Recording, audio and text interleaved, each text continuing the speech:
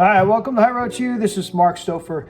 And I was sharing some information that was really helpful to somebody that's going into business. And, you know, I spend a lot of time in the marketing industry. And I think that anybody that is an owner of business or is trying to sell a product and or a service, who is an entrepreneur, who's thinking about being an entrepreneur, what's very disheartening for me is to see that there's a lot of side hustles being sold into the marketplace. And, all the AI agents and things that I'm seeing, it's disheartening because there's a flood of people that enter into these markets. And, I think about Toro, during COVID, it was great. People were, buying up fleets of cars that they would be renting out. And now they're stuck with fleets of cars that are sitting in, storage yards, or where do you park these when they're not out on the road being used by clients, right? So you have to know that the industry is sustainable. It's harder and harder today to figure that out because AI is disrupting so many industries. So there's this massive spike of interest, and then it's a crash, right? And so what I would propose to you is that there's a way to enter any endeavor, any business endeavor, with a calculated approach. Like, you think about a franchise. A franchise has to disclose, all the franchises and what they make. It's open book, complete transparency. Because back in the day, people that bought into a franchise, the franchise or would not support them or even just disappear. And then all these franchisees were stuck kind of holding on to these investments. It could be brick and mortar. It could be, all of these different inventory type of businesses where, they got left holding the bag. And, the regulations came in to make sure that didn't happen to people. And I propose that should be across the board. I think multi-level, everything you hear about should be evaluated. What I see a lot of times is that these heavy, hardcore marketing companies, they bring people in with these massive hooks, but they don't have the foundation that they'll highlight just the top tier people that have figured something out with, whatever they're promoting or marketing. And they keep, replaying those success stories over and over and over. But, let's just say that there's a dozen people that they've done quite well, but then that industry gets flooded, and then the thousands of other people that have entered it, bought into the system, aren't doing well at all. And, they might say we have, hundreds of thousands of members and all this kind of stuff. And here's all these people these success stories, but then they're replayed over and over. So people have this mindset that I'm going to be, that top tier. But then in my industry, for example, I was in the branding industry, promotional merchandise. I was shipping containers of logoed merchandise over for clients. And I figured out ways to rise above the competition. But what hurt me was that the people that were my competitors, it was a flooded industry. There was, clients that said, there's hundreds of vendors pounding the door down to take your place if, as a preferred vendor. And that's just the nature of what the industry I was in. But what I did is I separated myself, and that's what I want to explain to you. I want to explain how you separate yourself from that type of a situation. And so I hope that my story will resonate with you if you're in business, or if you're thinking about going into business, or you're evaluating potential business opportunities. And that is that everything that you should do should be measurable. So I'm going to show you this. It's basically, they talk about funnels, you talk about, sending your product or service message out to an audience, and then you end up with a funnel. And I always think of a funnel as vertical walls. And this is why this is so important. When I was doing marketing campaigns in the branding merchandise industry, I went after a pre-qualified list. I went after the government agencies. I went after prime contractors to the federal government. I went after, huge companies that had huge budgets. And I knew that I could basically help them create marketing campaigns that were measurable. So my reputation preceded me in that regard. And so I would read the trade publications from cover to cover and read success stories and all of these different marketing gurus that were creating measurable campaigns for companies. And I thought, well, that's not rocket science. So I would share those case histories with my clients in the area of new product or service launch for their company, or a new safety program, or some type of employee morale program. And sometimes that would involve their multi-million-dollar fitness centers and recruiting new talent and keeping a major company culture and improving company, the employee morale. And so it had to be measurable, right? And then when they were sharing that information and all the indicators that said, this investment of, this $200,000 blanket PO that we allocated to you as a preferred vendor generated X, and then I could share that, and I would really have to pull that information from them. So I say this is, no matter what business endeavor you get involved with, this is really important. Number one, you have to go after a pre-qualified audience. Okay, so I'm going to give you this example. I'm going to say that there was 642 pre-qualified clients. That's your list. The most important aspect of any marketing campaign, number one, is your list. All right. You don't want to go after small companies that don't have a budget for your product and or service. You want to go after a pre-qualified list. The clients I went after had, $1 million budgets, and they were spreading that out throughout their, vendor list, if you will. So now this is the other thing too. Number two is it has to be measurable. I talked about that. Okay. So your list, number one, is a pre-qualified. Pre-qualified is the key word here. Number two, it's measurable. And number three, you want to reach to 100% capacity. And that's the balance of your marketing and then your operations. All right. I acquired clients like Cisco, and they were excited to work with me, but this is what happened. I didn't have a warehouse. I didn't have a fulfillment center. I didn't have, the infrastructure to support that level of business. I did company stores and I did small level fulfillment centers, but it wasn't enough. I wasn't big enough. I didn't have a big enough, I was in a 1,300 square foot office space.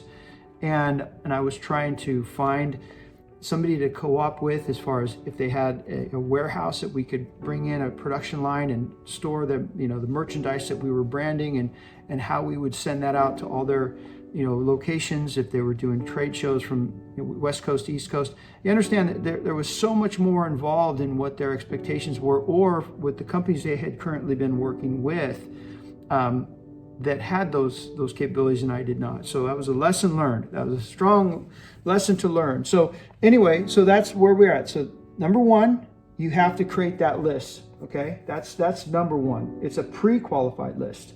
Okay, so if I'm in the pet care industry, I look at my location and I say, okay, within a 10-mile radius, who owns a dog? Okay, and then who makes a certain amount of money? And that's my list.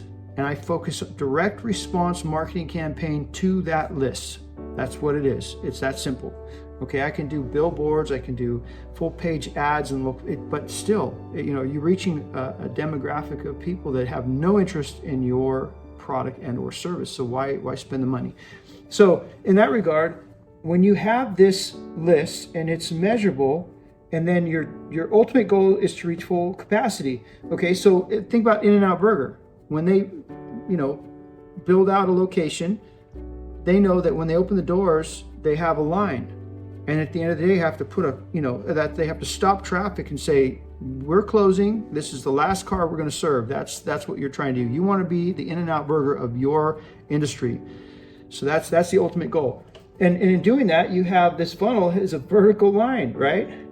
You're going to test, you're going to measure, you're going to test. Now, I saw a Krispy Kreme donut shop open up in Nevada, northern Nevada, and there was a line for 2 hours. The same thing happened with Chick-fil-A.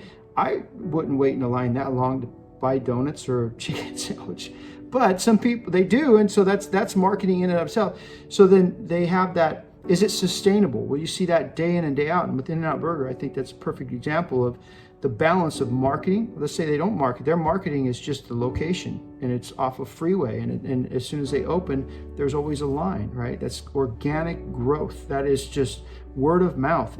And so that's ultimately what every business would desire, right? So if this list is 7,642 per pre-qualified list, your capacity to fulfill is the most important thing. That's the balance. And so what I'd say is if In-N-Out Burger can serve 1,000 people a day, okay, that's that line. This is your funnel. This is a vertical wall. There's no sales involved. I try to eliminate sales completely. I hate sales. I don't even want people on the phone trying to convince somebody to buy a product and or service. I want the reputation or the brand to precede itself, so that you send out the marketing. If you do have a marketing investment, it's an investment, because if you spend $1,000 in marketing, you want, well, what's your return on investment? At what point did you break even? Did you break even the first day? Did you break even on the second day, the first week, the first month, a month and a half? You have to be able to measure. That is so critical, because you're measuring. You don't throw money out to anything if you can't measure it. Okay, that's what these side hustle companies want to sell you, just this dream of look at these people that have done so well, and then you say, okay, well, show me the analytics, the measurements of everybody involved. As you're buying into it, it should be transparent like a franchise, and it's not. During the 2008 crisis, I literally wrote to the president, and I said there should be rules and regulations in this regard, because people are being taken advantage of, and they're desperate. And that's when they take advantage of people the most.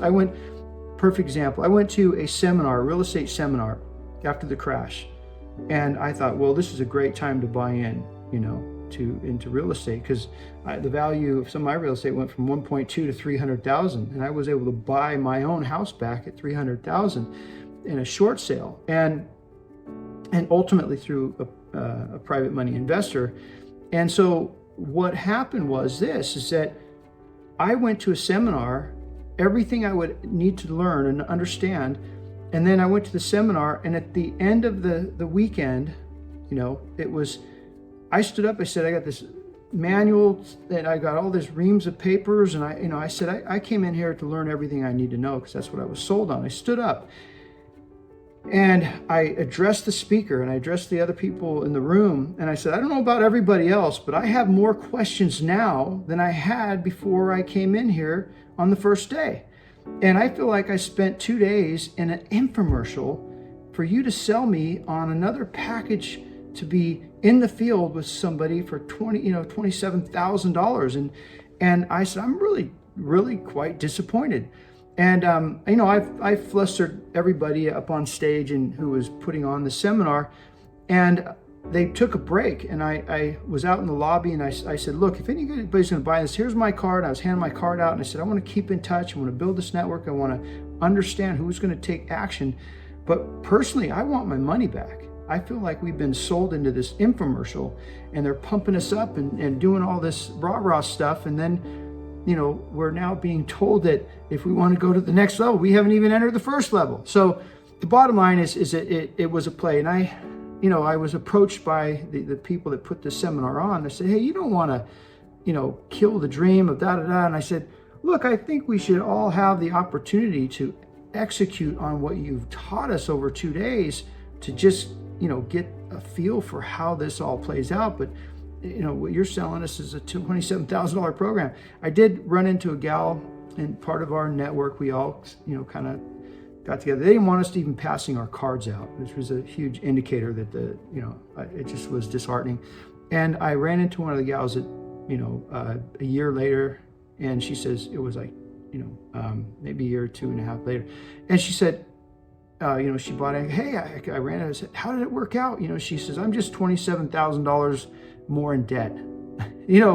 And that's the way it is out there in the world today, because people are desperate and industries are getting disrupted. So what I'm proposing is this formula right here will protect you from a lot of that. And don't ever feel intimidated, when some salesperson is just, you got to sign up, it's hardcore sales tactics, and you can't fall prey to that. And my proposal is you got to ask these questions. If you were going to buy a franchise, you would want to see an open book.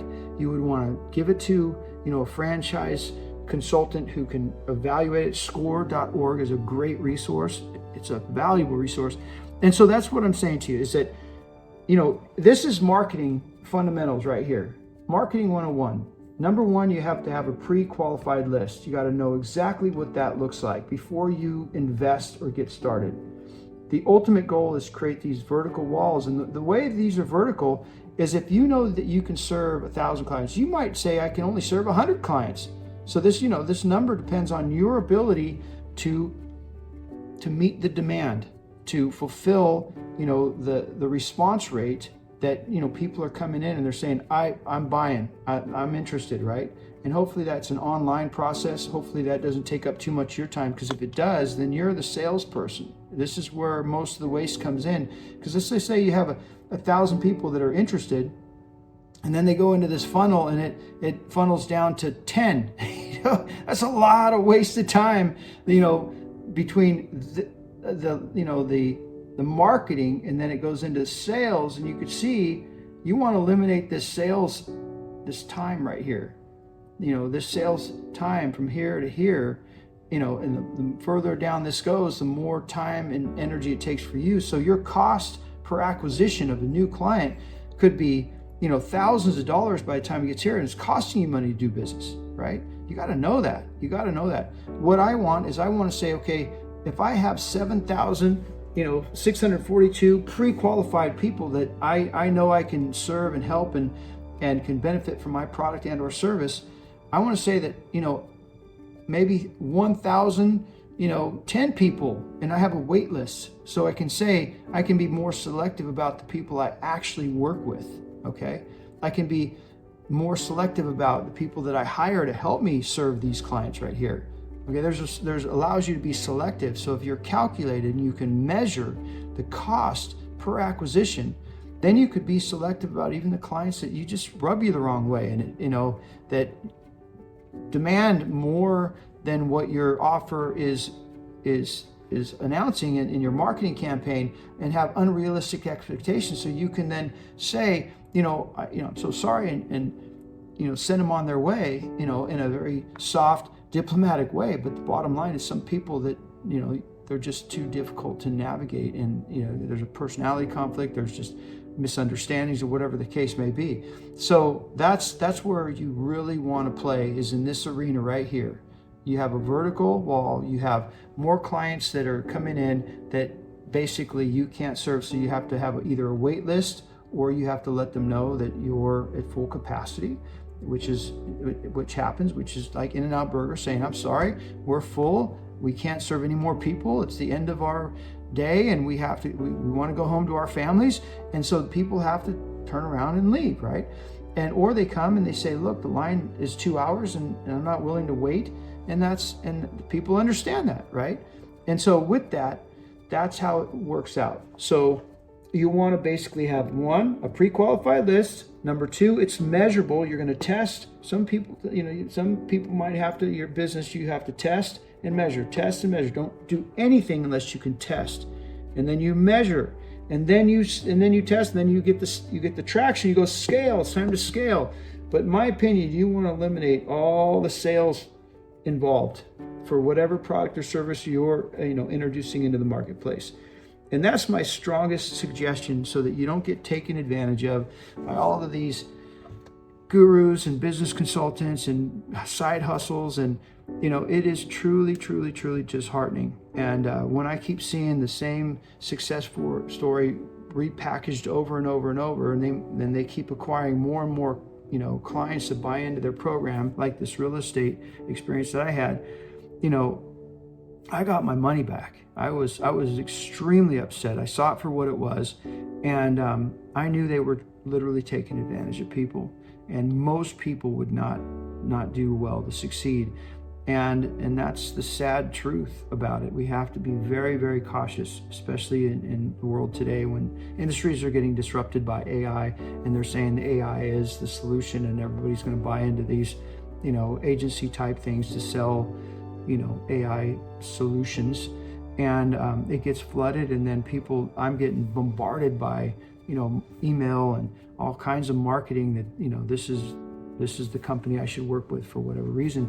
I'll say this too, I want to end the note on this. When I would go to international trade show in my industry, I would just go to every single vendor and I say, show me what's new and unique. Show me something that's innovative. And I would walk away with a handful of stuff. My competitors would walk out with bags and bags of stuff. And I can't even imagine what their house looked like, their office, or, most of us worked out of our house. But I can't imagine what their, how they would navigate all this stuff. And I'll tell you, my clients would be so thankful that I didn't show them another mug, or show them another pen. They have 100 pens in their pen caddy on their desk, and I'm like, hey, check out this new pen. It just didn't resonate with anybody. It's like, why would I want to have another pen? And so I was thankful that I had that mindset. It wasn't just that. I said, let's test this out and see what, when you send it out to your employees, they jump through hoops to get these things that they said, wow, this I've never seen, like, how do I get another one? And then they would buy, 1,000 more or 10,000 more. And pretty soon it's like, hey, why don't we bring a container of those?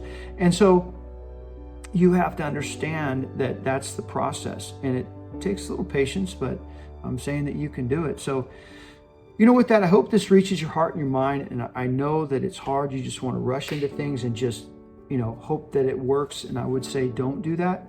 It doesn't generally end well, and that causes a lot of frustration, and it's preventable and avoidable. And not just in your personal life, not just in your business life, but it affects everything else in your life. So you have to be as calculated as you possibly can be in the context of evaluating an opportunity, and look at the marketing, ask them what the results are, test it on a small scale before you just dive into something. If I sent a direct marketing campaign out to 7,642 pre-qualified people, and then that response came back and say it's 44%. So my campaigns were coming back with that kind of response rate. I would upset a lot of people. It would overwhelm me to navigate that kind of a response rate, because I can't meet the demands of all those people that are interested in doing business with me. It's just like if I have a pet facility, I can only handle 110 dogs. I can't market to 1,000 people and then get a response rate like I would expect, and then turn everybody away, or most people away. It just wouldn't be fair to them. It wouldn't be fair to us or our employees, and it's the trickle effect of just stress. So when you know that you're in balance, is that you have marketing, then you have operations, your facility. Like if it's a restaurant, you have 100 tables, then you can only fill 100 tables, right, throughout the day. So then you have the service. How many people do you have to have on the floor to service that full capacity from the time you open the doors to the time you close doors? So that if you have to have 12 people, what if you only have 6? What if you only have 4, right? And then you can't fill 100 tables. You're going to have to say to people, we're short-staffed, we're overcommitted, and you might suggest that they, if they want to wait for a couple hours until the table opens, that's great. But suggest that they call in earlier the next time, right? I don't know, reserve a table sooner in advance or whatnot, if that's a possibility. But you understand what I'm trying to say. It's a very calculated, measurable approach to have balance. And this is the other thing. If you don't have balance with your marketing, your operations, and service, it really affects your company culture. That's like eating glass. Elon Musk talks about that a lot. To scale and navigate that kind of demand, it really is very, very stressful. So I propose that you only release marketing to the amount of people that you can actually serve and enjoy the journey and have the balance in that capacity, and then hope that it is sustainable. Ultimately, I crossed out marketing. Eventually you don't market, right? Because you want that organic growth, and then you measure that every month over month, quarter over quarter, year over year, and then you say, all right, we're still in demand, or our industry is being disrupted and we know why. What do we need to do? Do we need to pivot and move into another sector, another industry, or do we, raise the bar on what our services and our products, can fulfill? And hopefully the demand is still there, and that can be tested, that can be measured, tested, measured, and then scale based on, real numbers. Right?